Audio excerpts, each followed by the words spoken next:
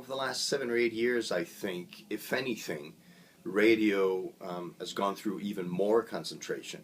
Astral Radio, for example, bought the largest radio broadcaster in the country back in where are we now, 2013, in 2008 or 2009, Standard Broadcasting, and that brought Astral to the #1 spot in the country. And now, as we all know, Astral is about to close a deal with Bell, being acquired by Bell. We should find out from the CRTC within the next month or so.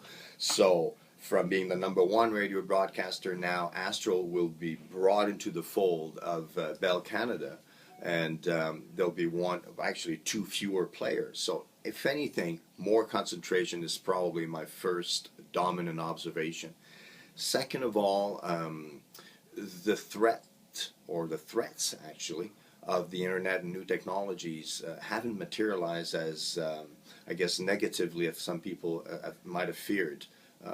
We find that the level of the number of hours that people spend listening to radio is basically leveled off. So it's between 18, depending obviously on which reports you go by, but somewhere between 15 and 18 hours a week, which is still very viable. It's a medium that still reaches 98% of the Canadian population on a regular basis, so it's still a very healthy business to be part of. And I guess a point to illustrate that is the fact that Bell Canada is now willing to spend $3.4 billion to acquire Astral. So that in itself, I think, speaks volumes about the potential of this medium, its relative health, and I guess the future developments that people like Astral and Bell and Cogeco and Rogers and stuff see within that medium. And the fact that it's leveled off in terms of the number of hours probably speaks to the fact that the departure of the youth that we thought were just dropping that medium